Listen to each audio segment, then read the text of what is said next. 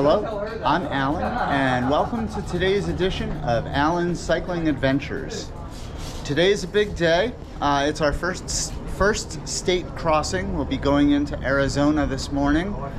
We're also going 114.9 miles today, so it's going to be a tough one.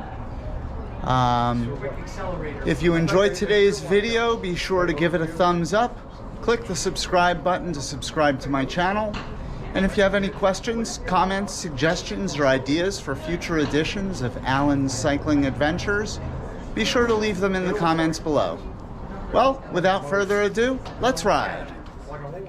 So today was the longest route of the tour, and tomorrow is the most vertical gain of the tour. Tomorrow we will be going up over 6,000 feet, and there are several very long, very challenging climbs. So tomorrow is not going to be a joke, that is for sure. Hopefully I will be up to the challenge. We will see tomorrow, and I will try to get that video posted as soon as it is done tomorrow. That was the first state crossing, that river that we went over. We are now in Arizona. There's the sign, and there are some of my fellow compatriots. And now it is time to hit the road again. I've got to be honest with you, I am pretty exhausted after this ride. Tomorrow's ride is a big one as well. And so I am just going to do some basic statistics and where we rode, and then just set the rest to music. Also, my blog post for today is just going to be a dump of some pictures I took, along with a link to this video. And I am going to try to make up for this these last few days when we get to Flagstaff and have a rest day. Tomorrow is a very big day, and so I want to try to get to bed early. In terms of this ride, the ride took place on May 8th. At the start, the temperature was 70 degrees with a feels-like temperature of 66, and the humidity was 18%. I know that's pretty low, but, this is the desert. At the start, the wind was from the north at about 20 to 22 miles per hour. It was quite intense. It was pretty much a direct crosswind from the left and nice and gusty.